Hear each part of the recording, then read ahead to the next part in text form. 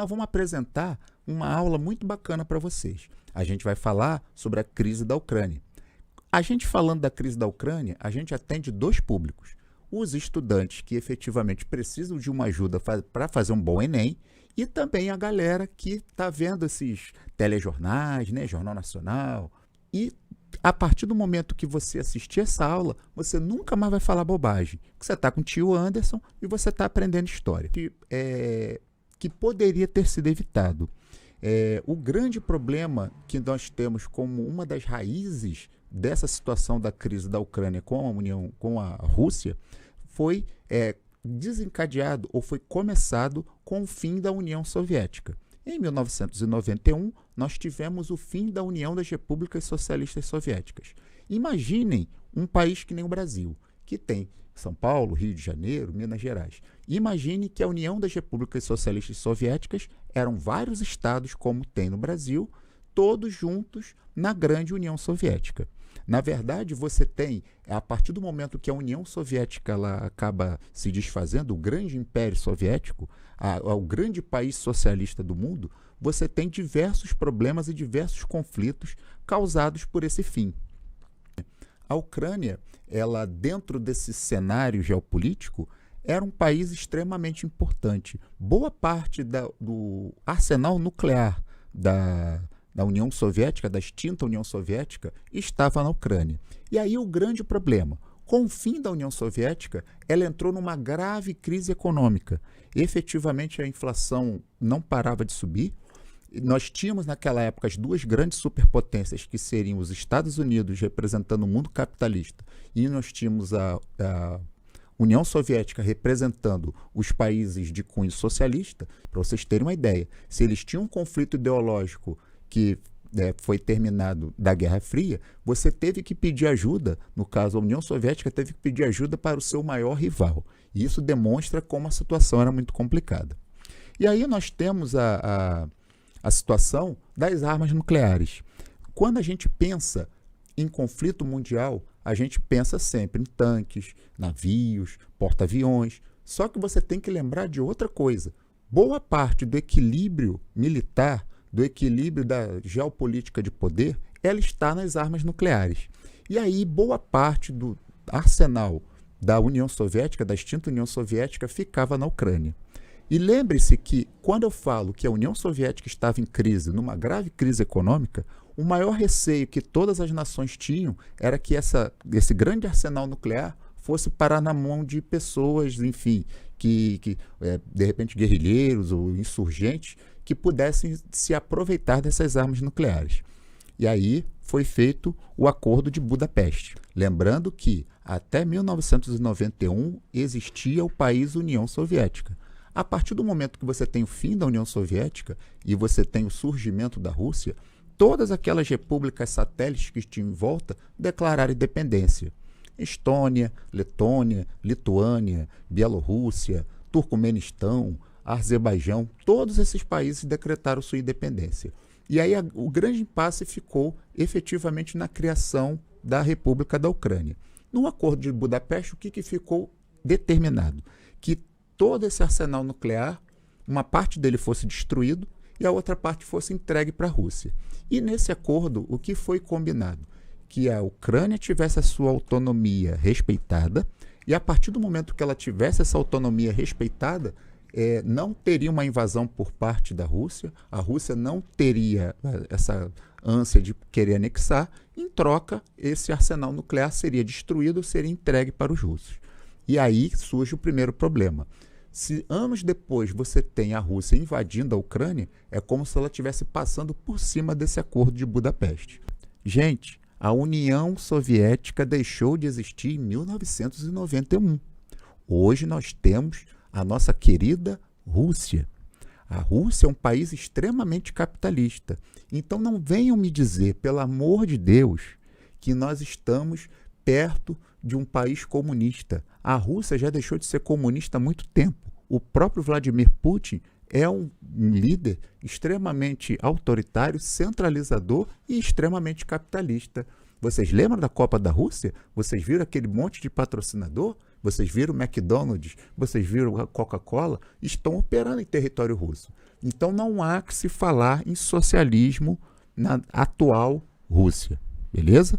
O mapinha número 1 mostra a divisão do mundo entre a OTAN e o Pacto de Varsóvia. Em 1989, um pouco antes do fim da nossa União Soviética, que está representado no URSS, olha os membros da OTAN. Os membros da OTAN estão todos marcados de cinza. Então temos Portugal, Espanha, França, Bélgica, Luxemburgo, Reino Unido, Holanda, a Alemanha Ocidental, que seria a República Federal da Alemanha. Nós temos a Noruega, a Islândia, Canadá, Estados Unidos, no lado da América, a Itália, a Grécia e a Turquia. Na verdade, a OTAN ela foi criada com o intuito claro de fazer frente ao desafio da grande União Soviética, que eles tinham temor realmente de uma invasão terrestre, realmente, e os russos poderiam dominar o mundo. Gente, lembre-se que a União Soviética era um país extremamente grande. E olha lá o outro lado. O outro lado são os membros do Pacto de Varsóvia. Seria uma aliança militar que foi feita para fazer frente à OTAN. Do mesmo modo que a OTAN tinha medo de ser invadido pelos russos, né? Os russos também tinham medo de serem invadidos pelos países ocidentais. Então nós temos a República Democrática da Alemanha, que seria a Alemanha Oriental, Polônia, Tchecoslováquia, Hungria, Romênia e Bulgária. Entenda bem, quando falamos nessa divisão, as repúblicas soviéticas ainda estavam dentro da União das Repúblicas Socialistas Soviéticas. Então, se você olhar bem o mapinha, você não vai ver Ucrânia, você não vai ver Bielorrússia, você não vai ver Estônia, Letônia, Lituânia, porque todas elas estavam por baixo do grande guarda-chuva da União Soviética. E aí, voltando para a nossa câmera, e aí a gente chega à conclusão que, efetivamente, existia um medo mútuo, um medo dos russos invadirem o lado ocidental e um medo do pessoal do Ocidente, principalmente os Estados Unidos, né, que seria a outra grande potência, invadir o lado de lá. Então você tem a formação desses dois pactos militares com o intuito efetivamente de um estava, na verdade, morrendo de medo do outro. Tá? E em 1949 foi criado a OTAN. E olha que à medida que os anos vão passando, a OTAN ela vai aumentando de tamanho. Vocês vejam que em 1952 você tem a anexação da Alemanha Ocidental, em 1955 você tem a expansão para a Grécia e para a Turquia. A princípio, essa expansão ela não está ainda ameaçando as fronteiras da agora Rússia, da antiga União Soviética, mas olha a expansão a partir dos anos 90. Você tem a expansão para a Polônia, para a República Tcheca e para a Hungria. E olha que legal, no ano de 2004, Estônia, Letônia e Lituânia, que seriam as repúblicas bálticas, né, antigas repúblicas soviéticas, também entraram na OTAN. Então você já está ameaçando a fronteira norte da Rússia. Quando você fala na parte de baixo, você já tem a Eslováquia, a Romênia e a Bulgária. E observem que o grande território da Ucrânia ele está na parte inferior. Até 2004, ele não tinha entrado na aliança ocidental da OTAN. E logo em cima, um país um pouquinho menor, logo abaixo da Lituânia, é a Bielorrússia. A Bielorrússia está dominada, porque era um grande aliado dos russos. Gente, olha só, não há que se falar em que Putin seja o grande inimigo da paz na Terra. Na verdade, nós temos dois grandes inimigos da paz na Terra, Vladimir Putin e a OTAN. Se você entender por que a OTAN se expandiu para as fronteiras da Rússia sem necessidade, você vai entender que os ocidentais também têm as mãos sujas de sangue.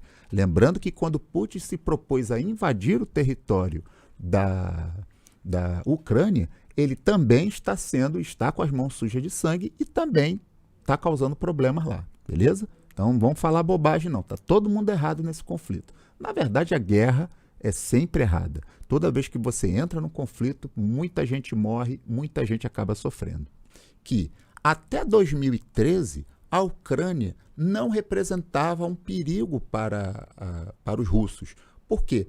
Porque existia lá um governante que era aliado do Putin. E aí eu peço para o meu amiguinho Matheus colocar a foto aí do Yanukovych. Yanukovych era o presidente da Ucrânia. Esse aí era o ex-presidente da Ucrânia, o Viktor Yanukovych. O Viktor Yanukovych, ele não representava nenhum tipo de ameaça aos interesses dos russos, porque ele era um aliado dos russos. Só que tem um problema. O povo ucraniano, ele de alguma forma, ele não tinha mais vontade de permanecer do jeito que estava. Eles queriam, na verdade, passar a serem aliados da OTAN. Eles queriam que houvesse a adesão à OTAN. E Yanukovych, como um grande aliado dos russos, não queria isso. E aí começaram os grandes protestos da Praça Maidan. Se você botar aí no Google, você vai entender. Na Praça Maidan, que é uma praça que fica na cidade de Kiev, na Ucrânia, é uma praça que efetivamente fica muito perto ali do todo o distrito governamental. E várias passeatas e várias mobilizações foram feitas para fazer com que o Yanukovych entrasse na OTAN. Na verdade, nós temos que entender que quando nós temos uma mobilização como essa, nós temos realmente muito movimento popular e muito apoio popular. Mas também temos que ficar atentos porque era muito interesse dos ocidentais, em especial os americanos, que a Ucrânia efetivamente ela deixasse de ser uma aliada dos russos e passasse a fazer parte da OTAN. Esse confronto na Praça Maidan tem 3 ou 4 documentários na Netflix que mostram exatamente, mostram a versão dos ucranianos e tem a versão dos russos. E olha que legal, como sempre os nossos irmãos americanos por trás de tudo. Os americanos, eles fizeram tudo para que esse conflito, efetivamente, que essa polarização de ideias ficasse muito forte. E adivinha o que aconteceu? Esses movimentos foram extremamente sangrentos, muitas pessoas morreram e, efetivamente, com essa grande pressão popular, Yanukovych não teve como continuar no governo. Automaticamente, ele entra para a etapa da guerra híbrida, que logo, logo eu vou falar num vídeo aqui nos 6 seguidores. Quando você tem um conflito e que não necessariamente você dá um golpe de Estado do jeito tradicional. Qual é o golpe de Estado do jeito tradicional? Com tropas militares, com pessoas indo para a rua, depondo o presidente. Ali não. Ali você usa a grande pressão da mídia e muitas vezes das próprias mobilizações para haver mudanças governamentais. Então os nossos irmãos americanos ficaram por trás dos eventos da nossa Praça Maidan e acabaram pressionando, né, de modo que o Yanukovych saísse do poder. O camarada era comediante, né? Comediante de 5ª categoria, mas enfim, acabou ganhando a eleição na Ucrânia.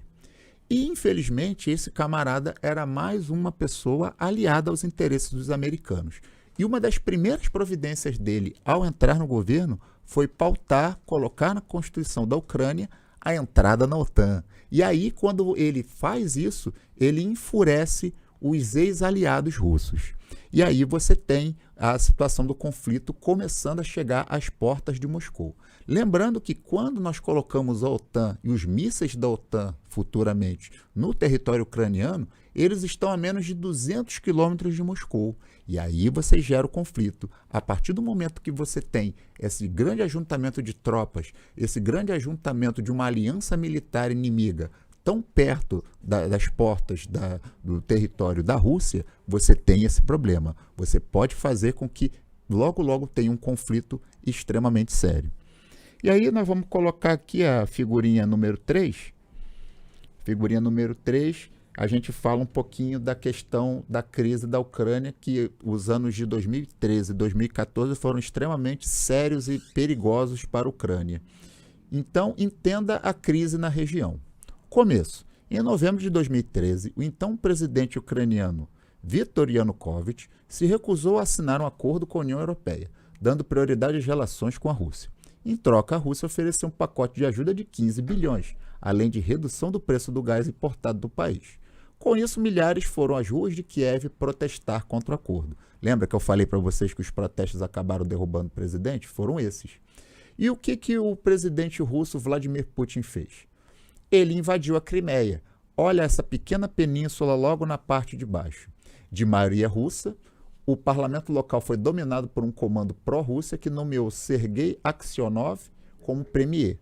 Novo governo considerado ilegal pela Ucrânia aprovou sua adesão à Federação Russa e a realização de um referendo aconteceu em 16 de março. parlamento declarou-se independente da Ucrânia, sendo apoiado por russos, criticado por ucranianos. Então observem que esse território da Crimeia, ele fica dentro do território ucraniano.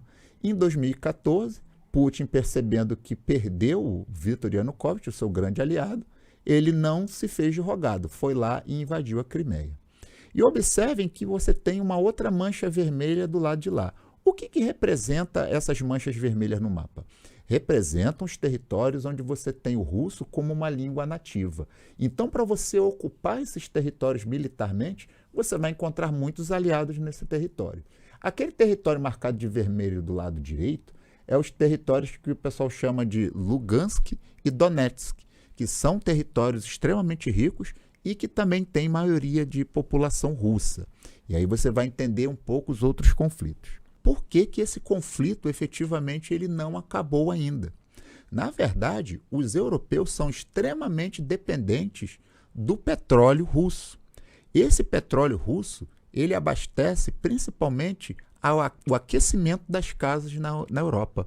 Esse aquecimento das casas, esse petróleo russo que chega rapidamente através dos oleodutos e de forma muito barata aos europeus, faz com que a máquina de guerra e até mesmo a economia da Rússia fique extremamente dinâmica, com muito dinheirinho entrando.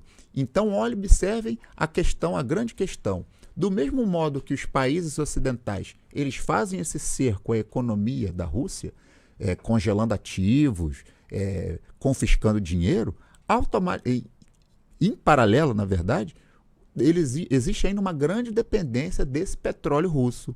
E aí o que está acontecendo? Boa parte desses países europeus estão fazendo acordo com países africanos e com os próprios Estados Unidos para ver se consegue trazer esses gás, esse combustível para esses territórios.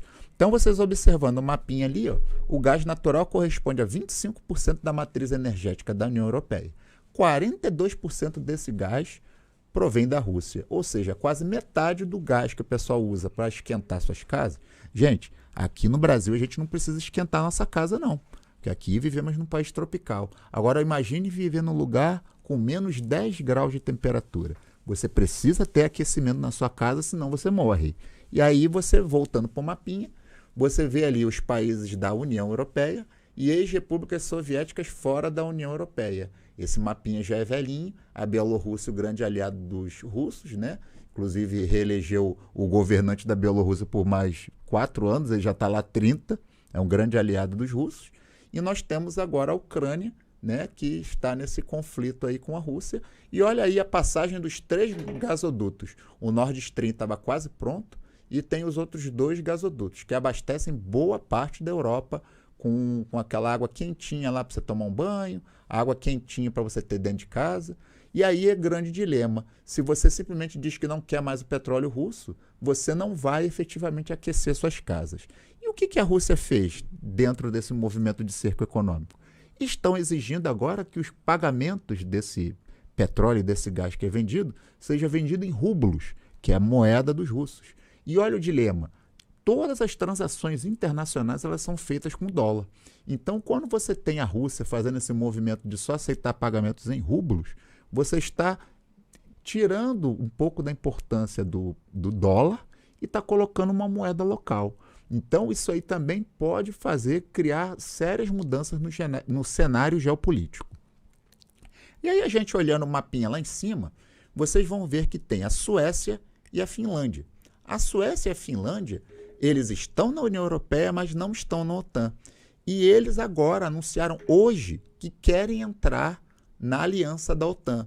São países que sempre ficaram fora das alianças militares, mas que agora querem entrar. E os russos já deixaram claro que eles podem sofrer consequências se entrarem na OTAN. Então, na verdade, essa invasão russa, que eles imaginavam que iriam bloquear qualquer tentativa da Ucrânia de entrar na OTAN, pode ser um tiro pela culatra. Eles podem conseguir esse objetivo na Ucrânia, mas devido ao temor de outras potências europeias, Suécia e Finlândia, na fronteira norte, principalmente a Finlândia, que tem a fronteira na região norte da Rússia, pode entrar na OTAN. Então, o tiro pode literalmente ter saído pela culatra. Você tem, no lado oeste, e a capital Kiev, a maioria falando ucraniano. E você tem do lado direito, no lado leste, boa parte da população falando russo.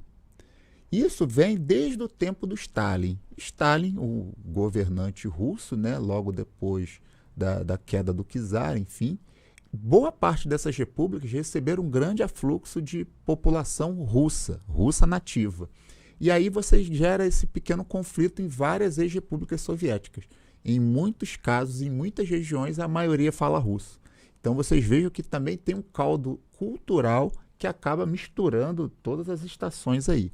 Então você veja que Donetsk e Lugansk, que ficam no extremo leste, eles já estão ocupados por tropas russas agora nesse conflito, que o Putin chama de operação militar especial, os ucranianos e os países ocidentais chamam de guerra da Ucrânia. Você tem Donetsk e Lugansk efetivamente ocupados pelos russos, e você tem a Crimeia no sul. E vocês devem ter ouvido falar muito em Mariupol. Toda hora, Mariupol, estão destruindo Mariupol, Mariupol isso, Mariupol aquilo. Mariupol fica naquele corredor entre Donetsk e a Crimeia. Qual é o plano dos russos, na verdade? É fazer com que a Ucrânia perca totalmente o acesso ao Mar Negro, que fica na parte inferior do mapa. Se você faz um cerco como esse, a possibilidade de você ter uma Ucrânia forte é muito pequena. E tudo. Só que nós temos que entender que vários conflitos geopolíticos pelo mundo, e essa guerra da Ucrânia é a mesma coisa, não existe mocinho, não existe vilão. Na verdade, nós temos meios de conseguir chegar à paz. Já teve 4, 5, 6, 7 reuniões para tentar a paz e até hoje não foi conseguida. E você tem que fazer tudo para que o conflito cesse. Agora, olha que legal. Isso você só vai ver na lente da verdade do tio Anderson. Muito cuidado. As potências ocidentais não querem que esse conflito acabe. Eles não querem que esse conflito acabe com um único objetivo: desgastar o máximo possível a Rússia. Quanto mais prolongada essa guerra for, mais dinheiro você gasta, mais recursos humanos, mais equipamentos militares você perde e, de alguma forma, você enfraquece o grande inimigo Rússia. E aí você tem que ter muito cuidado toda vez que você vê um telejornal, porque todo ele é direcionado para a mídia OTAN. Então você fique atento, fique ligado. Vladimir Putin, primeiro, ele não é socialista. Vem com esse papinho que ele é favorável ao socialismo. Nós agora vamos voltar com a foice e com o martelo. Não, isso é tudo mentira. Ele é um autocrata, ele ganha muito dinheiro, tem lá os oligarcas, né, que seriam os capitalistas soviéticos que ganham muito dinheiro. Então, não ignorem totalmente essa ideia de que a Rússia quer voltar a ser a grande União Soviética socialista lá da Revolução. Isso não existe. Uma outra coisa que a gente tem que entender quando a gente fala de Vladimir Putin, ele, de alguma forma, ele conseguiu fazer com que a balança de poder voltasse a pender favoravelmente aos russos. Eu não falei para vocês que em 91 a União Soviética tinha se desfeito e estava em grave crise econômica? E em 99, quando Putin entra no poder na Rússia, automaticamente todo aquele poderio militar, tecnológico volta. E, na verdade, com as grandes exportações, principalmente de petróleo, ele recupera a economia da Rússia. Então, na verdade, nós temos um líder, né, que efetivamente centraliza tudo na mão dele, já é governante há mais de 20 anos na Rússia, né? Teve lá o Medvedev, lá, que foi o primeiro-ministro, mas ele dava as cartas ainda no governo russo. Então, efetivamente, ele levantou a Rússia. A Rússia vivia uma situação muito grave e agora está numa situação muito melhor. Lembrando que, militarmente, nós temos 3 países muito importantes. Nós temos os Estados Unidos, nós temos a Rússia e nós temos a China. A gente, quando fala do poderio, a gente fala dos equipamentos militares e fala do mais importante, são as armas nucleares. Se nós não imaginarmos que toda a balança de geopolítica está nas armas nucleares, você não vai entender conflito nenhum. Inclusive, muitos especialistas falam o seguinte: a Ucrânia, ela se desarmou, ela perdeu todas as suas armas nucleares quando efetivamente fez o Acordo de Budapeste. Será que a Ucrânia, se tivesse armas nucleares, ela seria invadida? Não imaginem que o mundo está mais seguro com mais armas nucleares. Quando terminou a Segunda Guerra Mundial, só Estados Unidos e União Soviética tinham armas nucleares. Com o passar do tempo, Israel, China, Índia, Paquistão, entre outros, têm armas nucleares. Não imaginem que o mundo está mais seguro com as armas nucleares. E lembre-se do seguinte, basta um maluco soltar uma bomba nuclear para o conflito nuclear se espalhar pelo mundo todo. Então, qual é a missão de todos nós pacifistas? Todos nós que somos contra a guerra. Fazer os russos sentarem à mesa com os ucranianos e cessar esse conflito. Porque o dia que colocarem o dedinho no botão nuclear, vai rodar todo mundo, inclusive nós aqui na América do Sul. Beleza? Então, vamos torcer aí pela paz aí. É um conflito que pode causar muito problema para todo mundo. Vamos lá. Qual é a primeira consequência? A distribuição geral de alimentos. A Ucrânia é um grande fornecedor de cereais e de grãos para o mundo todo. Ele está impossibilitado de fazer essa mudança. A Rússia é grande produtora de petróleo. Então, boa parte dos países que usam esse petróleo vão ter dificuldade para usar ele, inclusive por conta dos oleodutos. Nós temos o fator China. A China não está se metendo diretamente no conflito, mas se tornou o grande aliado econômico da Rússia. Muita gente se engana pensando que os chineses, pelo fato de terem tido a Revolução Chinesa em 1949, ainda existir um partido comunista, é um grande aliado da Rússia. Nunca foram. Na verdade, essa grande crise está fazendo com que eles se aproximem cada vez mais. E aí nós temos a quarta consequência. A quarta consequência seria efetivamente a criação de um mundo multipolar. Eu não falei para vocês que quando terminou a Segunda Guerra Mundial, nós tínhamos União Soviética e Estados Unidos dominando e dando as cartas no mundo? Agora isso não está mais acontecendo. Na verdade, agora você tem a Rússia, você tem a China e o próprio Estados Unidos. E temos as potências regionais, a própria Índia, a África do Sul. E olha que legal, o Brasil, por incrível que pareça, quando houve a formação dos BRICS, que era o bloco econômico que reunia Brasil, Rússia, Índia, China e África do Sul, você efetivamente fez com que esse mundo deixasse de ser um mundo unipolar, onde só os americanos mandavam, onde só você tinha uma grande superpotência. Nós somos colônia. Quando falamos em África, quando falamos em América Latina, e aí inclui América Central e América do Sul, e quando falamos do Sudeste Asiático, tirando Coreia, enfim, Japão, que são países extremamente ricos, nós somos o lixo do mundo.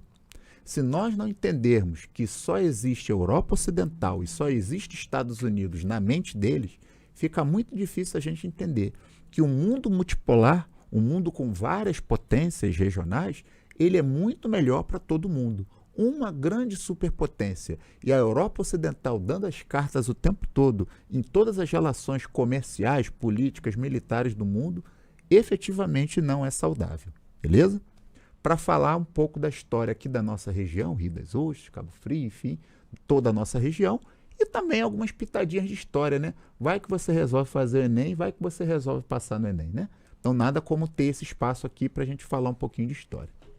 Ciências humanas é isso aí. Você tem sempre uma troca de ideias e uma troca de informações, beleza?